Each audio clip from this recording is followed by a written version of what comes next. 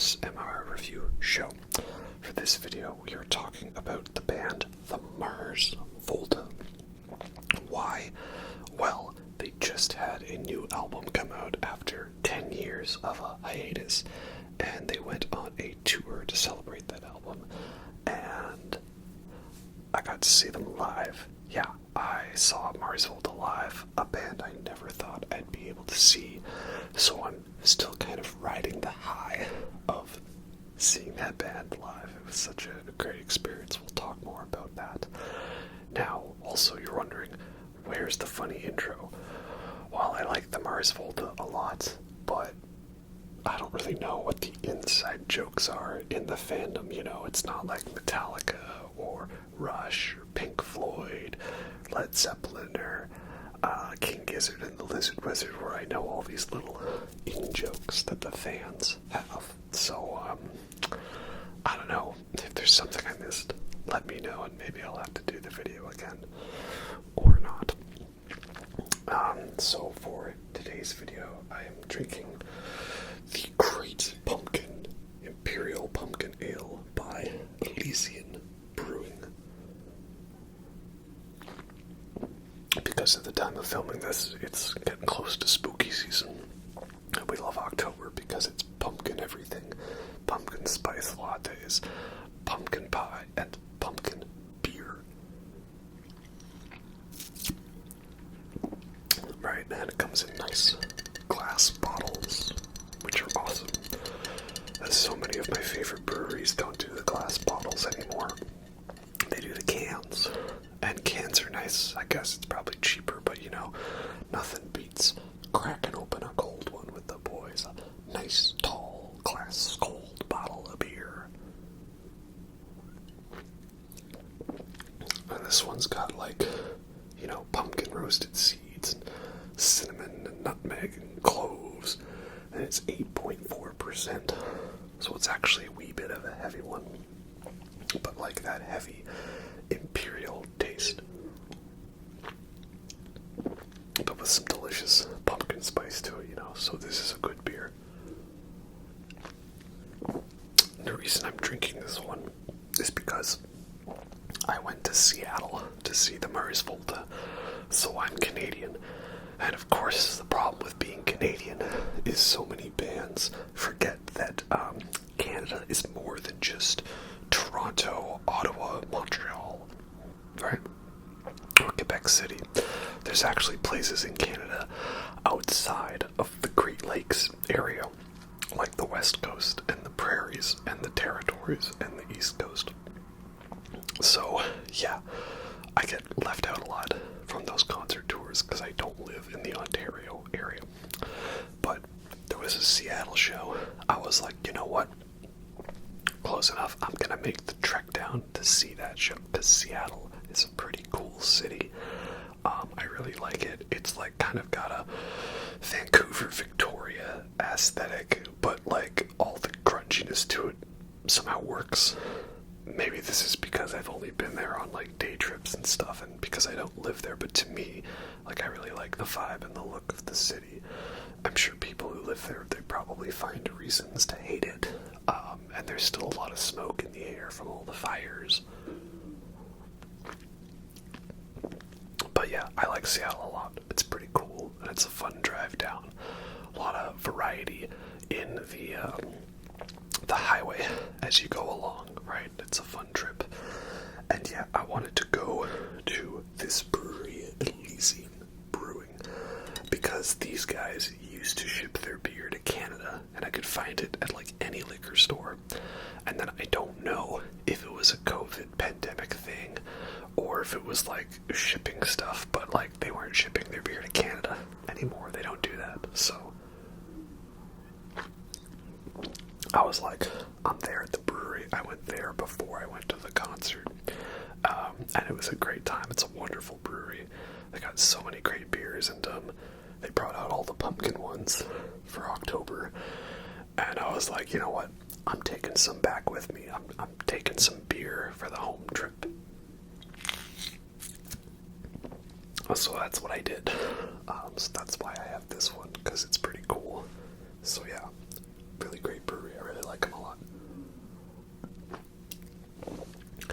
And yeah, so I went to Seattle and I saw the Mars Volta live, and it was such a good show, man. They were at the Moore Theater, which I know is like a legendary venue. It's got a pretty historical reputation for being a pretty small and quaint but very artistic looking, artsy theater.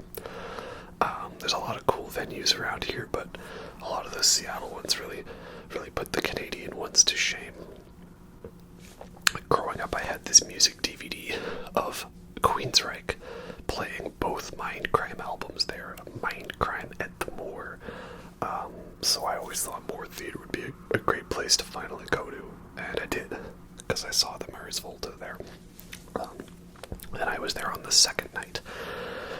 And man, it was such a great show. Like, it was seats, but right before the band hit the stage, a whole bunch of the audience just got up and rushed up to the gate. So I was right there with them, went right up to the front, and we were front row and seeing Mars Volta do their thing.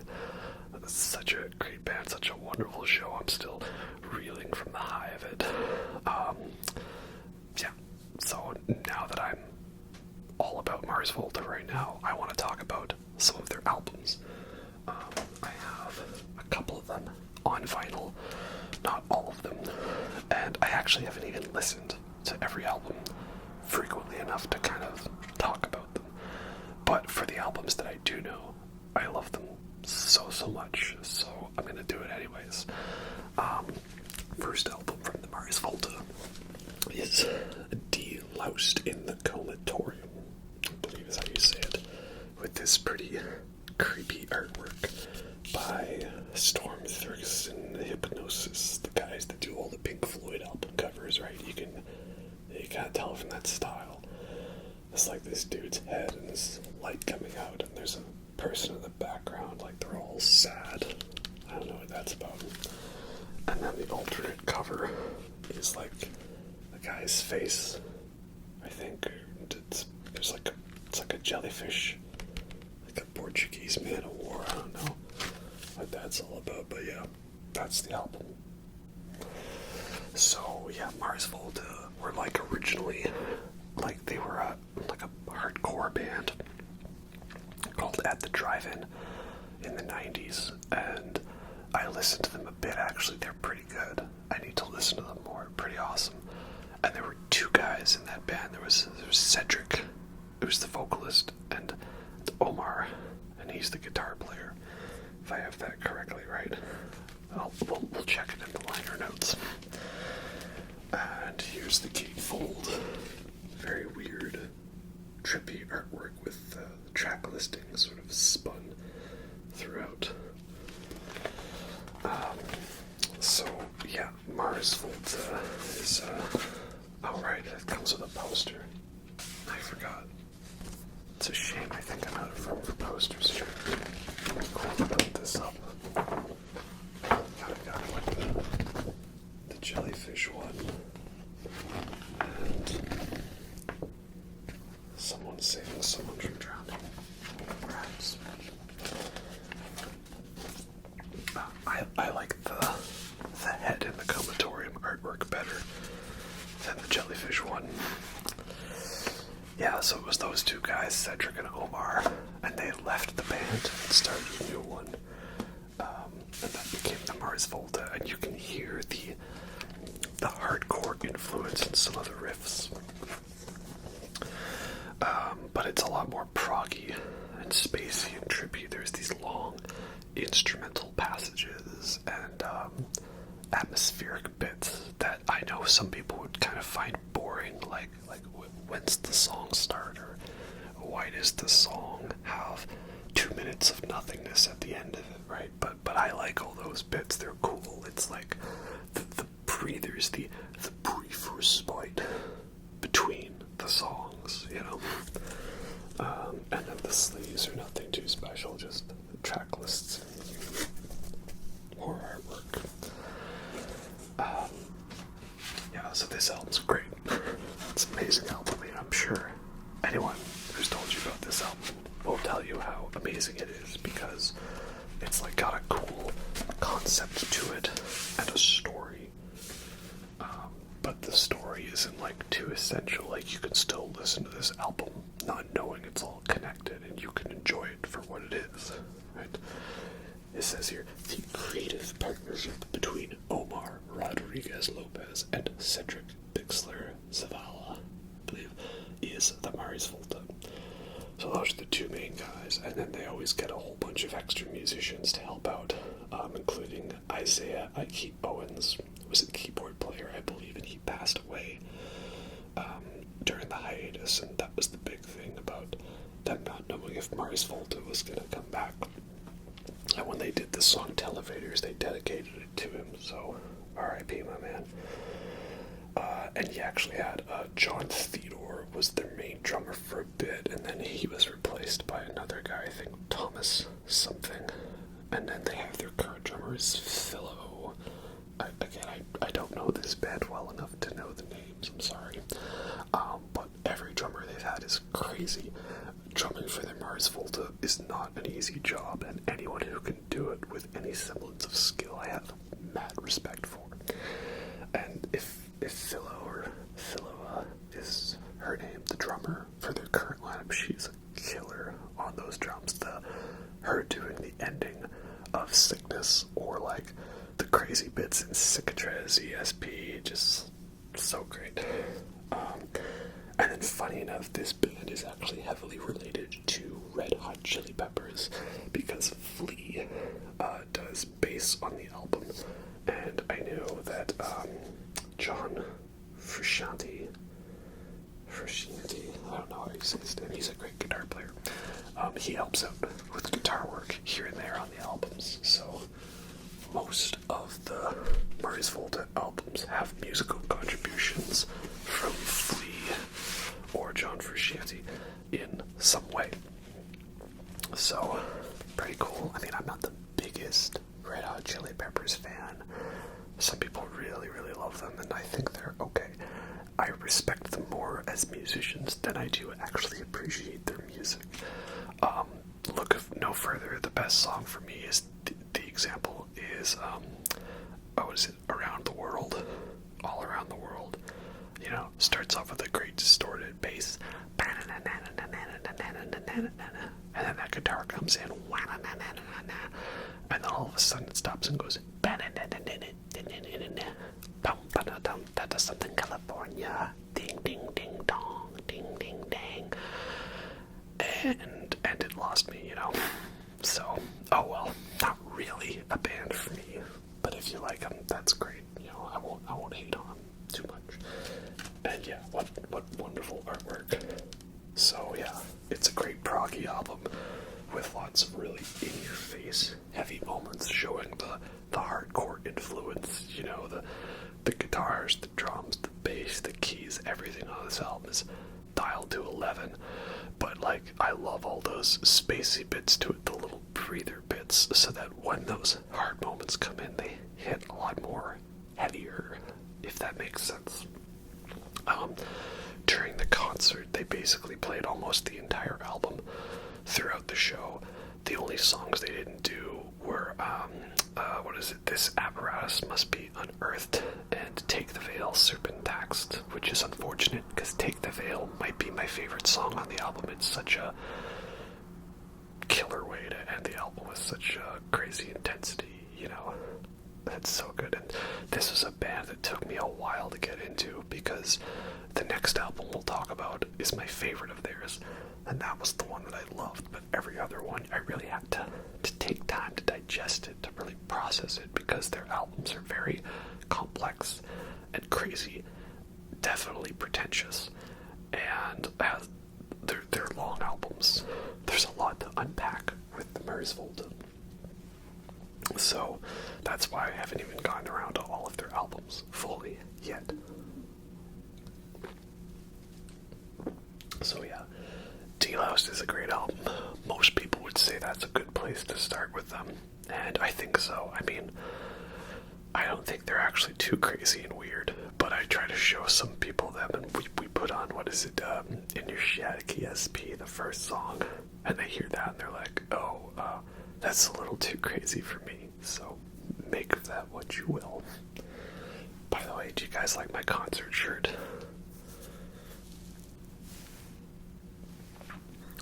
It's the Mars Volta logo, and the background is the Bedlam and Goliath. That's one of the shirts they were selling, and I really like that album, so I got that shirt at the concert. It was pretty good. Up next, we have my favorite Mars Volta album, the best one, in my opinion, and that is Francis the Mute. So this was the album that got me into the Mars Volta, because I heard, what is it, Elvia, how do you say it? Elvia Gaz. I know I need to brush up on my Spanish. I heard that in Guitar Hero, and then I heard a bit of Sickness, Vismund Sickness, and those songs kind of blew me away with how crazy they are. And then I got the CD back when you bought CDs to listen to music, and I was hooked. I was so into it. Such another crazy, intense album with some more lovely, spooky, strange artwork. Really sets the tone.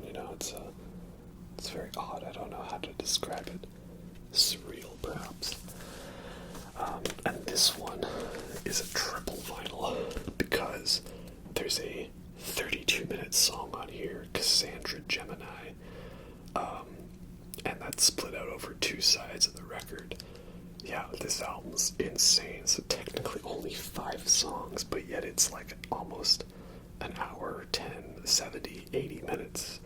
And then also, if you include the song Francis the Mute, that was released as a single because they couldn't fit it on the album. And that's a great song too. It's all so killer for an experience. Somebody on YouTube made a cool fan edit where they trimmed out some of those ambient bits so that you could fit the whole thing into the 79 minutes. And I'd recommend that too. That's a pretty cool edit. But yeah, checking it out on the inside, it's got like a lot of the artwork here, and I remember seeing all this artwork in the CD, so it's now cool to see it all like on the big vinyl and stuff like that, right? I remember seeing all the lyrics all around. That was the artwork for The Widow. Yeah, pretty cool. And got some pretty nice sleeves with more artwork and lyrics. The other thing I think it's pretty cool about this album and the next one we'll talk about is that they made it so that almost every side ends in a locked groove. So that means the album never really ends because, of course, on CD or digital, the whole album was like flowing into one another. But how do you do that on vinyl, right? It's got to end at some point. So they just made it so that the end of each record has an infinite loop with like the little sound effects that are going on between the songs.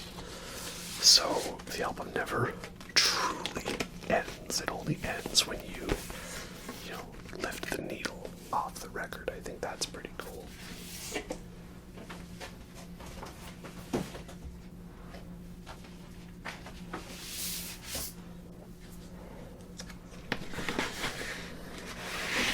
I wanted to show you that it's technically only 5 sides to this record because the 5th side has this nice etching to it.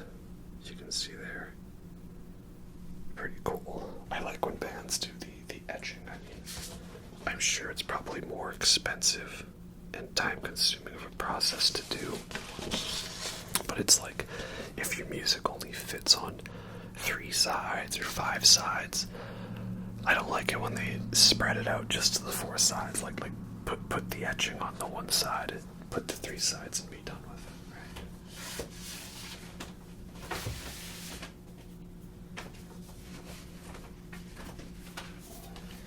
then there's less flipping of records here and there, right? Because this is a triple vinyl, it's a little harder to handle this whole packaging. So yeah, Francis the Mute I like more because it's just a little more tightly condensed. You know, we've got longer songs on here with more bits and pieces to them rather than smaller songs that are spread out. I guess it could make it a little less accessible for the people that aren't totally into that, but I like that. And of course, not everyone's gonna dig all the ambient parts. Like people complain about the first 4 minutes of Miranda. That ghost just isn't holy anymore because it starts off with like these frogs. I think they are. It starts off with frogs chirping or something like that, or like some kind of ambient sounds. Like makes me think of like the ocean at night.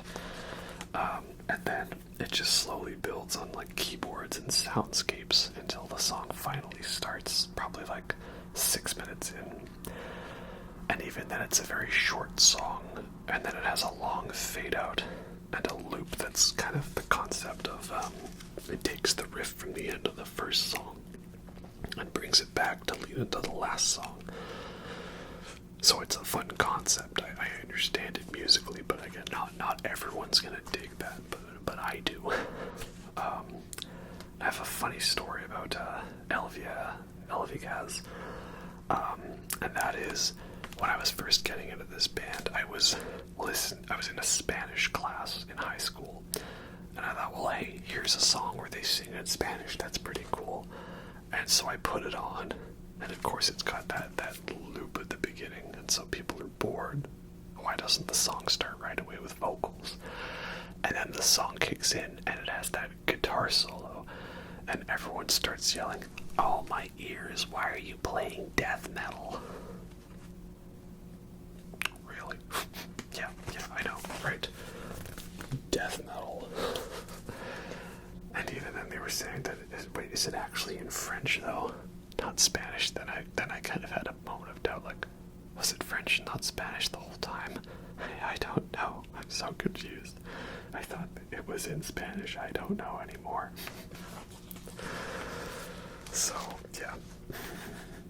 Maybe it is and I'm wrong this whole time, man. That would be very embarrassing for me to post the video on that, you know. But I'm sticking with it, whatever language it's in. It's a good song. And all the songs definitely have a Latin America-inspired beats to the percussions and stuff, right? That was so cool seeing them live. They have a guy whose whole job is doing little percussion bits and the congas and the bongos and the little stick thing, you know.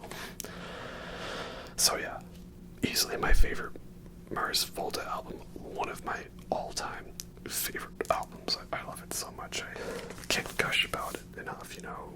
Cassandra Gemini, a 32-minute epic that never gets boring and is always moving. It's just so good.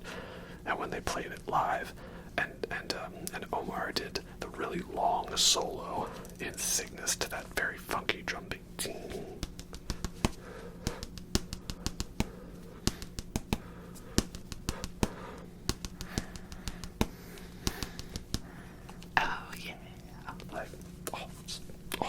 So good.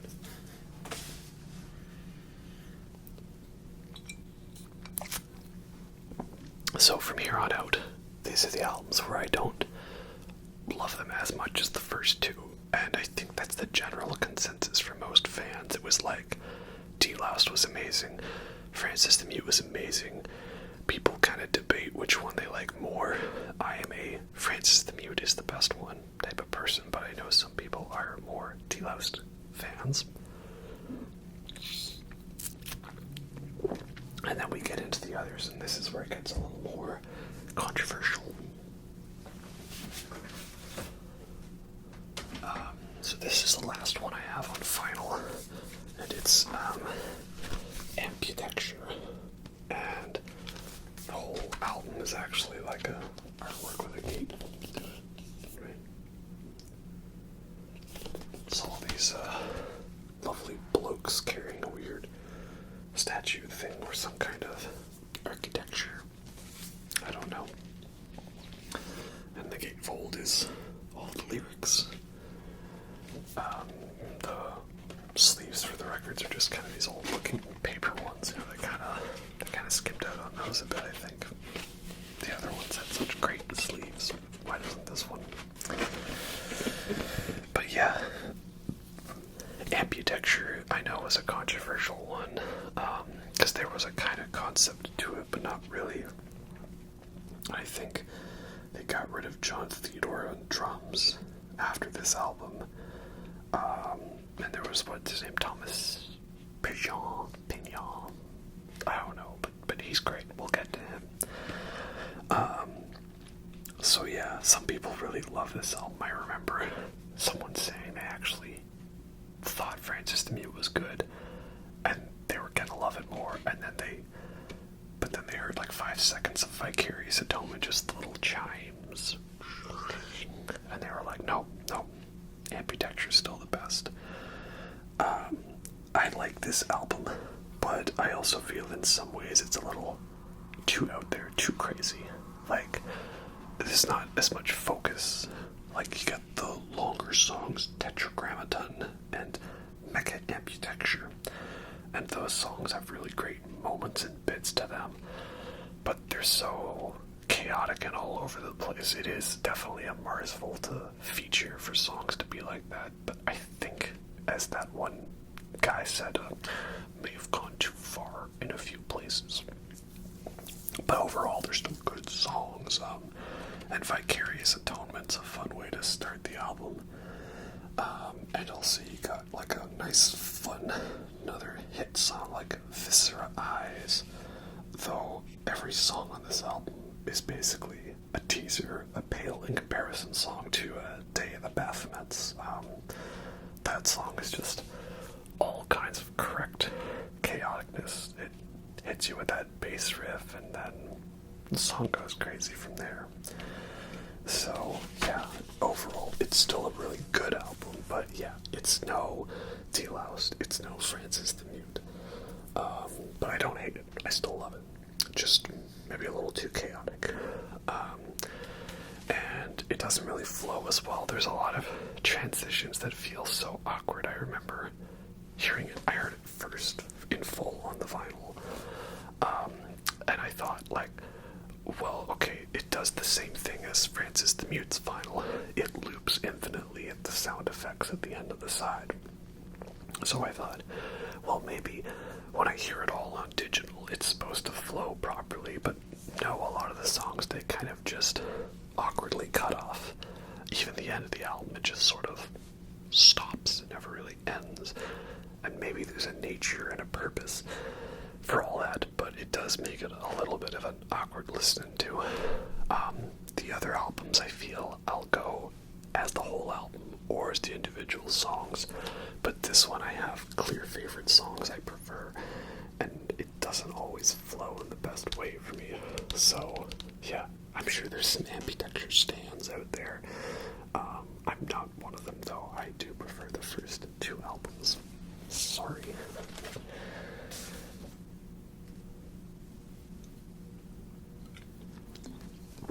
So from here on out, it gets a little sketchy because I really love the Bethel and Goliath. That's the next album. But also, I feel like that's another overdone, crazy, chaotic album. Like, I'll be listening to it, and then I'll look and be like, oh wow, I'm only halfway through the album. It felt like I've been here for an hour. Like, it's insane. And the drumming by Thomas, sorry, I forget your last name, but you're great. Great drumming, crazy, insane. And like Metaton and Goliath, even Tourniquet Man. I know some people hate that one. I like it. It's got a bonus track where they cover Things Behind the Sun, originally by Nick Drake. So yeah, overall it's still a great chaotic album. I think I like it a little more than Ambidextrous. It's hard to tell, but you know, they kind of took the crazy concept so insane to the point where it became entertaining. I don't know. It's less. It's hard to put into words, but I do really like the album. And I mean, hey, if I'm gonna have that one as my Mars Volta shirt. I'll take that. That's cool. And I know there's some story that, like, they messed around with an Ouija board and they think they let loose a demon, so the album was like their way of trying to contain the demon or the ghost or something like that. That's pretty cool. It's like a cursed album. I like that. So yeah, it's still another great one, but it's again, it's like every Mars Volta album. I need lots of time to get into it, right? Francis the Mute was the first one. Deloused took me a while. Then it was Ambidexture, and now the one I'm currently working on is Bedlam and Goliath. So then after that they have two more, I believe. Is it like Octahedron or Octagonal or something like that? And then Nocturnament. I'm not sure, and I may even be missing one in there. That's the area of Mars Volta that I haven't really gotten into yet, and it's also not helped by the fact that a lot of people say that those albums are kind of meh. Like, I want to listen to them and get my own opinion of them, of course. But you know, it's like if you want to go watch a movie and you're interested in watching the movie, but then just before you're about to like plan to go and see it, like you have 10 people all say, it's not that great, it might be okay. Like, are you gonna dedicate time to that, right? Maybe, but also just maybe that'll influence your mind so you're not fully on board with it anymore. And that's kind of how I feel about that era of Mars Volta. It's like, why would I listen to a average Mars Volta album when I could listen to Deloused or Francis the Mute again, right? So, yeah, I can't say too much on them.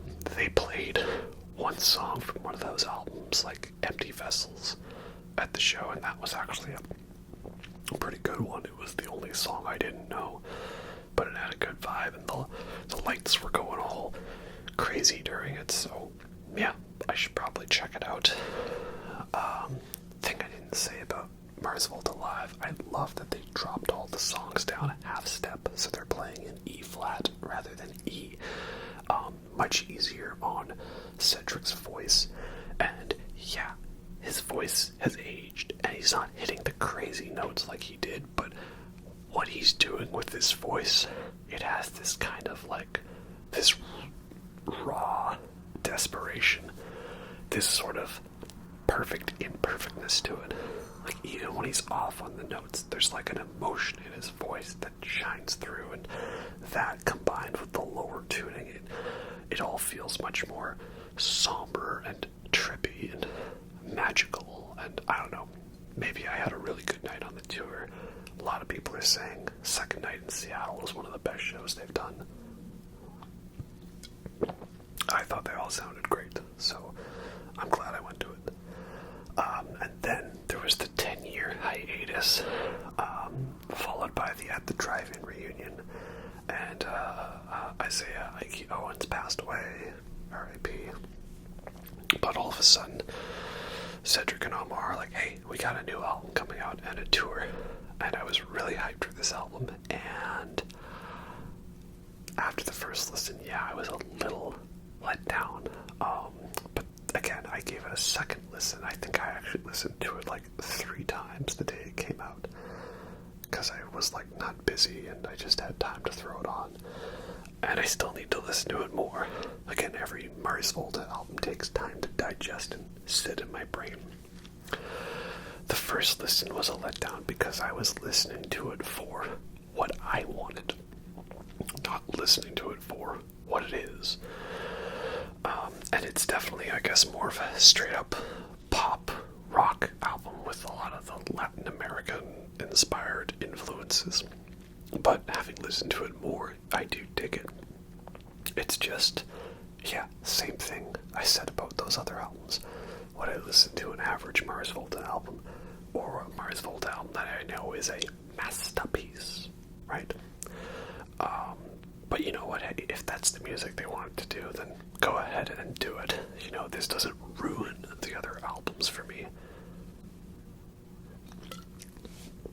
And they were smart, they only did 2 songs from the album live, and playing it live, it was actually a pretty good vibe. I really liked the live renditions of those songs, and if I had known ahead of time, like, that they were gonna do, like, the whole album, I don't think I would have been opposed to that. Like, if they announced, hey, we're doing the new album in its entirety, I would prefer older stuff, but I wouldn't have minded it, you know. That could have been something pretty cool.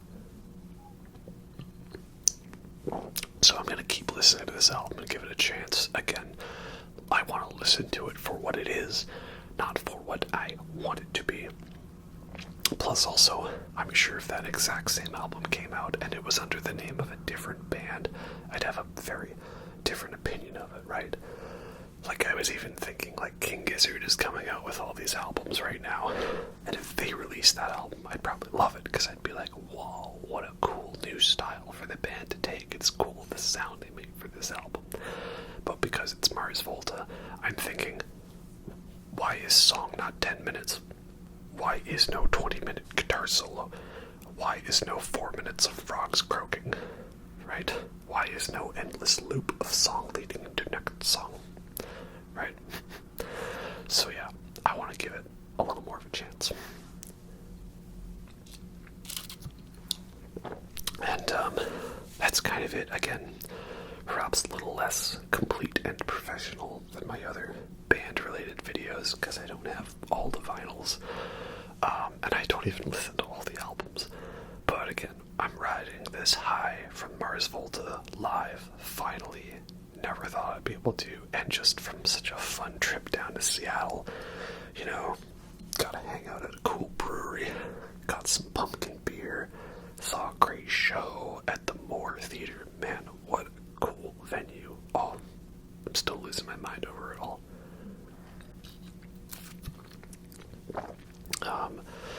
So yeah, I wanted to make a video about Mars Volta, and it's my channel, I can do what I want, and so I did. Anyway, yeah, that's all I got. I don't know what I'm gonna do next, we'll see. I saw King Gizzard as well, but I'll talk about that in the next video I do on King Gizzard, when all of my albums show up, and I'll be excited for them all to show up, and me to post a photo of having all the albums, only for them to turn around and announce another one, right? This is the month of Giztober, 3 albums in a month, and so far, the 2 they've released are actually really damn good. Iced Death Planets Long as Mushrooms and Lava, such a killer Jamie album, and Laminated Denim, the sequel to Timeland, also pretty cool experimental jammy album.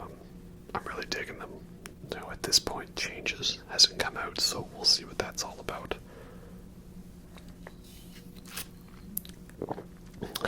But anyway, that's all I got for this one.